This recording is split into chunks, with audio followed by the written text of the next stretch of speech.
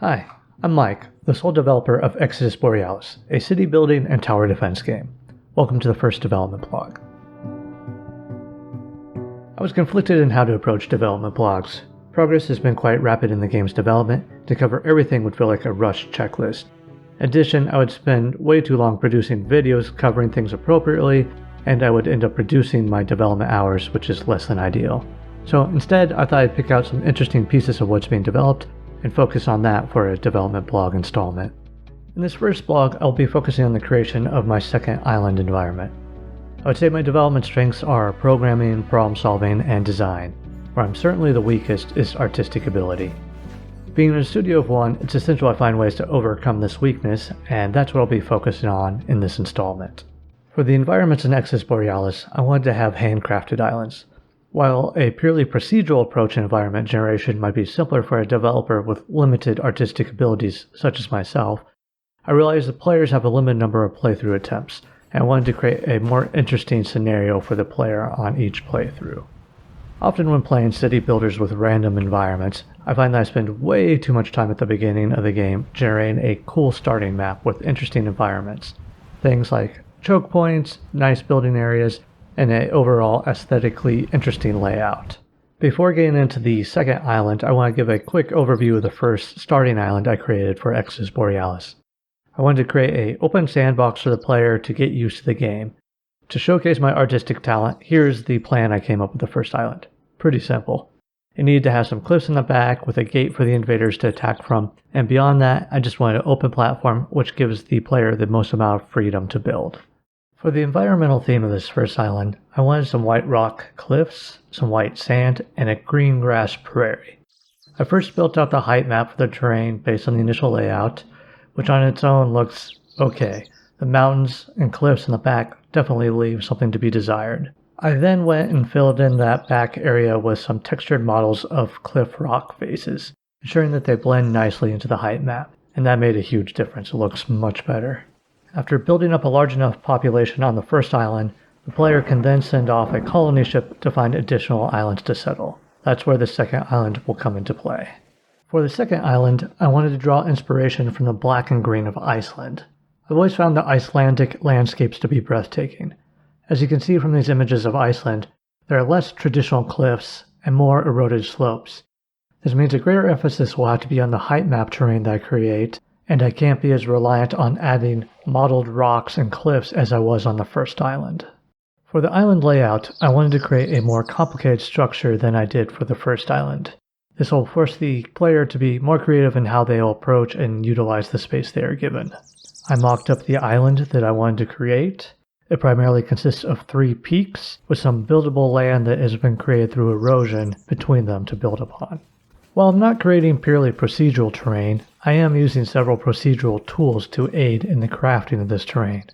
There are a large number of height map generation tools out there. The one I'm using is a node-based tool called World Machine.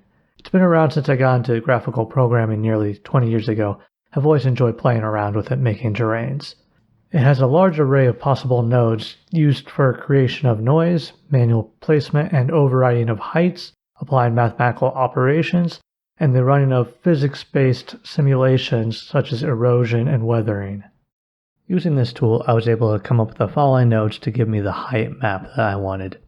First, I started out with some noise. I messed with the settings and generated random seeds until I got the 3 approximate mountain ranges that I wanted for my layout. Next, I add some manual shaping to give me the coastline. When I say manual shaping, it's literally just clicking at points to give me the shape I want and setting the height for that. So in this case, I created a coastal line. Then next, I dug out the kind of buildable area I wanted using the custom shaping. And then finally, I came in and added yet more custom shaping to add some plateaus and other points of interest that I didn't get from the random generation. Next, I applied a terrace effect. This terrace effect creates a stair-step slope to the smooth slope that I had originally started with. When applied in conjunction to erosion, this gives the impression of varying densities of rock layers. So some rock layers will erode, creating smooth slopes, while other ones will be more resistant, creating steeper cliff-like features. So this mirrors what we were seeing with some of those Icelandic photos I was looking at earlier. After that, I then redug out my buildable area as a lot of erosion had created some rather rough terrain. So this just ensured that I had the flat buildable area I wanted. And I did one final pass of erosion to kind of smooth that out and make everything look as I want. Now if we take this terrain and import it into the game, we can see that it doesn't look too great with just grass applied to it. The next step is to create a bunch of materials and apply these to the terrain. Things such as sand, rock, grass, so on. Using the same tool, I can use things such as height, slope, convexity, roughness, and mathematical functions to then define where these materials should apply. So in combining several of these nodes, I was able to define first where sand should apply, and then we can visualize how that'll look in the 3D terrain. I then was able to do that subsequently for scree or rock debris falling off the cliff faces. I was able to do it for standard rock, as well as doing it for hardened rock. So this is the rock that kind of resisted the erosion. And the last two properties I then created nodes for were moss and grass. You'll notice that I went out of my way to make sure I didn't have any large patches of the same material over a large area. This is important because it gives us a good variety and avoids kind of the tiled or repeated textures you'll see in some terrains in some older games. Finally, I was able to take each of these individual property mappings and combine them together, and we can see a 3D representation of where each property will be put onto the terrain itself. Now that we've defined where each material should be applied on the height map, it's time to actually create the individual materials. In Exodus Borealis, I'm using physically based rendered materials, or as it's commonly abbreviated to PBR materials. This PBR material is made up of a collection of different textures. The main texture is the diffuse map, so this is what would normally be applied in simpler games to define how a material should look. In addition, we apply a normal map, which stores more complicated geometry than you actually want to render, so this allows using less polygons but having lighting look as if it was a far more detailed object. There are metallic and smoothness maps. These define additional ways that lighting interact with this material. And finally, we have an ambient occlusion map.